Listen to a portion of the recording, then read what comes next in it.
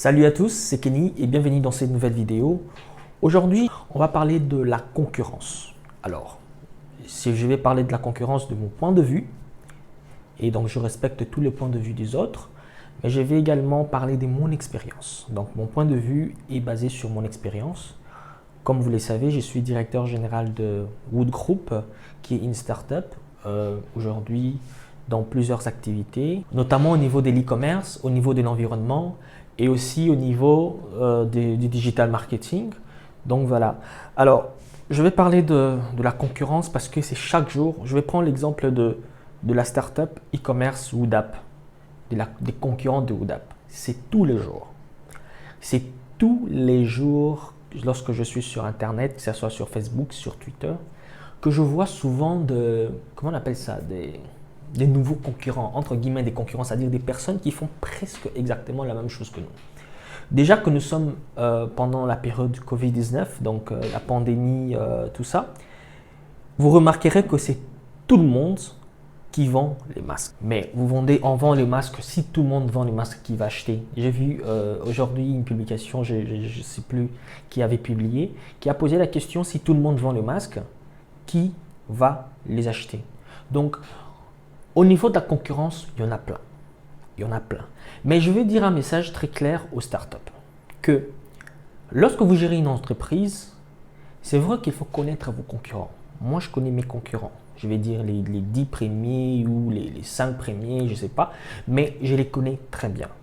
Je connais le nom de leur entreprise, la forme juridique de leur entreprise, les lieux de leur entreprise, les directeurs généraux, ou les directeurs, les personnes principales de cette entreprise, leurs points faibles, leurs points forts. Je connais le nombre d'employés qu'ils ont. Je peux anticiper leurs projets dans l'avenir. Ça, c'est justement pour savoir, pour avoir un œil sur mes concurrents. Mais toutes les décisions que nous prenons au niveau de Woodap, toutes les décisions que nous prenons au niveau de Wood Group en général, n'ont rien à voir. C'est-à-dire qu'on ne prend même pas en compte nos concurrents. Parce qu'en fait, il faut comprendre la concurrence à deux types ou à deux catégories. Il y a la première concurrence que Oussama Oumar, je crois que beaucoup de gens connaissent Oussama Oumar. Oussama Oumar a parlé de deux catégories de concurrents ou de concurrence que moi j'adopte même dans la gestion de mes activités. La première catégorie, ce sont des concurrents qu'on a pris comme exemple les compagnies aériennes. Les compagnies aériennes. Vous vous imaginez par exemple, vous êtes un voyageur, vous voulez voyager, vous voulez aller par exemple dans une ville et vous avez vu que dans la compagnie A, le prix du billet aller-retour, même date, même conditions, même presque heure de vol, est à 1500 ou disons 1000 dollars. Mais vous voyez chez le concurrent, donc dans une autre compagnie aérienne, le même vol, presque la même durée, presque les mêmes conditions de vol, est à 995, donc 995, voilà, des dollars, à cause de 5 dollars. À cause de 5 dollars, avec une telle concurrence, un individu peut changer ou peut-être influencer sur une décision. C'est-à-dire, au lieu de prendre le vol qui est à 1000 dollars, même si il a plusieurs fois voyagé avec cette compagnie aérienne, mais à cause de 5 dollars seulement, la personne peut être influencée à prendre la décision de partir dans l'autre compagnie aérienne qui offre des avantages financiers, c'est-à-dire 5 dollars de moins en termes de coût du billet. Donc vous comprenez que dans ce type de concurrence, où le client peut être influencé sur base des petits trucs. Donc, vous pouvez remplir tous les critères du monde. Ponctualité de votre vol, ponctualité de temps de vol, prise en charge des passagers. Vous pouvez prendre n'importe quelle qualité pour votre business, mais à cause d'un tout petit détail, les clients peuvent être amenés à prendre un autre vol. Donc, on comprend très bien que dans ce type de concurrence, qui n'est pas le cas d'ailleurs pour notre business, pour le business souvent que nous faisons ici au niveau moi, personnellement, je pense que ce type de concurrence n'existe que dans les compagnies des transports et très souvent dans l'aviation civile. Hein. Donc, mais pour les autres entreprises, je prendrai la deuxième catégorie, le deuxième cas, sont des entreprises comme des entreprises des céréales. Vous entrez dans une alimentation, vous allez dans les rayons des céréales. Vous imaginez pas combien de modèles, des marques des céréales qui seront devant vous. Les céréales, c'est beaucoup plus complexe peut-être pour certains. Le biscuit au chocolat par exemple. Les biscuits au chocolat, vous entrez dans un rayon pour voir les biscuits au chocolat, mais vous en avez tellement des modèles, tellement des marques que vous prenez juste comme ça. Vous prenez juste comme ça sans pour autant avoir une préférence sur un produit qu'un autre. Mais je peux vous assurer qu'aujourd'hui, aucune entreprise de céréales n'est fait faillite. Parce que tout marche. Si vous n'achetez pas, quelqu'un d'autre viendra acheter. Parce que votre préférence ne dépend pas de la qualité, de la beauté du céréal, de la qualité du céréal. Non. C'est juste que vous vous en foutez. C'est ça, en fait, la concurrence que nous, on vit aujourd'hui sur Woodap et sur Woodgroup. C'est-à-dire qu'on a tellement de concurrents que les clients, en fait, s'en foutent de payer quelque chose chez Woodap ou de payer quelque chose chez un autre concurrent. Ils s'en foutent. Ils s'en foutent complètement. C'est pourquoi la concurrence chez nous n'est pas quelque chose à prendre vraiment au sérieux où on va passer notre temps à parler de la concurrence. Mais non. Mais non. Je donne toujours un exemple de Coca-Cola. Vous savez, il y a un directeur marketing de Coca-Cola à qui on a posé la question, mais qui est le concurrent principal de Coca-Cola? Tout le monde, c'est Pepsi, Pepsi, Pepsi. Mais il a dit attention, Pepsi est l'un des concurrents. Mais Coca-Cola résout un besoin ou répond à une solution, à un besoin. Et le besoin, c'est que la personne puisse rafraîchir. Quand elle boit Coca-Cola, la personne puisse se rafraîchir. Mais sauf que les contenus, là où il y aura le liquide Coca-Cola, c'est limité. Notre estomac est limité. Donc, si cette personne prend de l'eau, elle ne peut plus prendre du Coca. Si cette personne prend du Fanta ou n'importe quel jus du monde, ne peut plus prendre du Coca-Cola. Donc, tout ce qui est buvable est un concurrent de Coca-Cola. Donc, la concurrence, il faut prendre ça dans un point de vue large. Ce n'est pas ceux qui vendent en ligne sont des concurrents de Woodap. Non. Même ceux qui vendent au coin des avenues sont des concurrents de Woodap. Pourquoi? Parce que si moi j'ai besoin d'acheter un costume, j'achète un costume au coin de mon avenue. Je ne vois pas pourquoi je vais acheter chez Woodap. Parce que simplement, mon problème est résolu de manière très facile au coin de mon avenue. Donc aujourd'hui, la concurrence, ce n'est pas quelque chose qu'on doit vraiment prendre.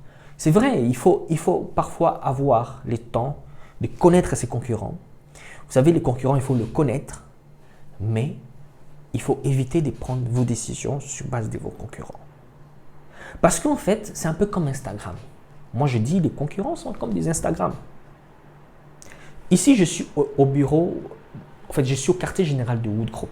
Ça, c'est le bureau du directeur général de Woodgroup, donc que je suis. Je dois vous dire que devant cette caméra, il y a du bazar. Parce qu'en fait, il n'y a personne qui travaille. Moi, je viens juste pour checker quelques histoires et tout, et puis rentrer. Donc, et puis faire la vidéo et rentrer. Donc, il y a un peu du bazar devant cette caméra. Mais vous voyez un peu la beauté.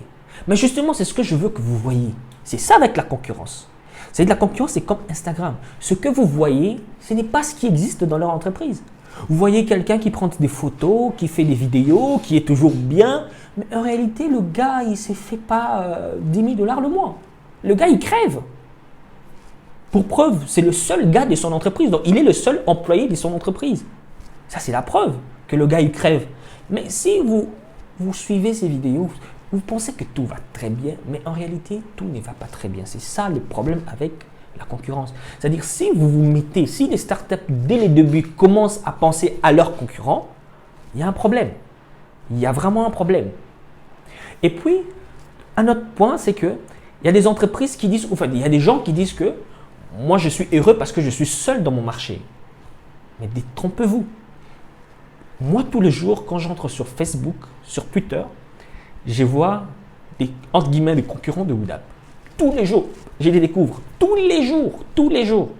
Je fais souvent des captures, j'envoie à mes collègues. Moi aussi, j'avais vu ça, tout ça. Mais en fait, ça ne me dit absolument rien. Je demande juste, bon, écoutez, essayez de regarder parce qu'on a quelqu'un qui suit ce qu'on appelle la veille concurrentielle. Donc, il y a quelqu'un qui établit une liste de nos concurrents. Je veux juste connaître qui sont nos concurrents. Ça, c'est la moindre des choses. Mais en fait, je m'en fous d'eux. C'est juste connaître leur nom, qu'est-ce qu'ils font, ils font quoi. Ben, écoutez, juste connaître. C'est ce que je vais demander aux gens qui sont dans les startups. Connaissez au moins vos concurrents et ne limitez pas votre concurrence aux personnes qui font exactement les mêmes choses que vous. Même les personnes qui résout ne serait-ce qu'un petit problème de tout le problème que vous résolvez, sachez que c'est aussi l'un de vos concurrents. Donc, je disais tout à l'heure que la concurrence doit être prise pas très au sérieux comme beaucoup de startups au début les font, mais juste connaître de manière un peu plus facultative ou un peu plus… donc, pas très au sérieux, vous comprenez ce que je veux dire. Et aujourd'hui encore, les startups sont un peu, dès les débuts, ils disent que non, moi j'ai pas de concurrent, tout ça, mon marché il est vide, je suis seul parce que je suis heureux, je suis seul, j'ai pas de concurrent. Mais détrompez-vous mes gars, parce que en fait, un marché qui n'a pas de concurrent, ça veut dire que les marchés n'attirent pas, les marchés n'existent pas. Quand vous entrez dans un business et vous trouvez des concurrents, dites-vous que ces marchés existent. Et d'ailleurs, vous aurez de moins en moins de problèmes, vous aurez de moins en moins de travaux à faire parce qu'en fait, il y a déjà un marché.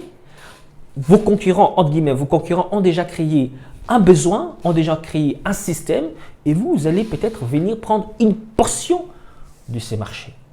Vous n'êtes pas obligé de travailler avec tout le monde. Vous n'êtes pas obligé. Woodap aujourd'hui c'est le premier e-commerce à Kinshasa ou en RDC, comme vous le voulez. Mais il y a beaucoup d'e-commerce aujourd'hui qui font des choses aussi merveilleuses. Voilà, des choses aussi merveilleuses. Je connais une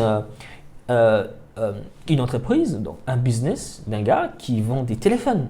J'apprécie beaucoup de gens qui font du business, mais que le Congolais comprenne ou que le start-upper ou le jeune dirigeant de start-up puisse comprendre que la concurrence ne vaut rien. Ce que vous voyez, c'est Instagram, c'est-à-dire je vous montre ce que vous devez voir, point. Et je vous cache ce que je ne veux pas vous montrer. C'est simple que ça. Donc ce que vous voyez, un gars qui se fait des photos, des trucs comme ça, posez-vous la question, pourquoi par exemple vous ne connaissez que ces gars-là? Dans le business, un business qui marche, c'est un business qui engage des gens. C'est un business qui remplit un certain nombre de responsabilités. Alors, si vous voyez qu'un business où on ne voit qu'une seule personne faire son show, dites-vous que ça, ce n'est pas un business, c'est un passe-temps. C'est un passe-temps. Et ce type de concurrence, il faut vraiment mettre ça de côté. Ça n'amène à rien et c'est de n'importe quoi. Donc, ce que je vais demander aux entreprises, aux jeunes startups, je le répète, que vous devez, considérer qu'il y a deux types de concurrence. Comme je l'ai dit, concurrence de vol, donc de compagnies aériennes et concurrence de céréales. Dans les deux cas, la plupart des startups sont dans la deuxième catégorie. Une catégorie où on s'en fout complètement de la concurrence ou de ses concurrents. On peut juste connaître leur nom, connaître ce qu'ils font, connaître ne serait-ce que leur activité ou leur lieu de travail, mais vos décisions économiques, vos décisions de gestion ne peuvent pas être influencées par leur business. Et puis, prendre la compréhension de la concurrence de manière globale. C'est-à-dire, il ne faut pas se limiter à dire que mon concurrent, c'est la personne qui fait la même chose que moi. Non. Le concurrent, c'est la personne qui aujourd'hui résout ne serait-ce que même une petite portion de l'ensemble des problèmes que vous résolvez. Je vous ai donné le cas des Coca-Cola qui pensent que même de l'eau est son concurrent. Donc voilà pour ce soir ou pour cet après-midi. Je pense que demain, nous pourrons encore faire une autre vidéo. Et merci à vous tous qui suivez mes vidéos et à bientôt.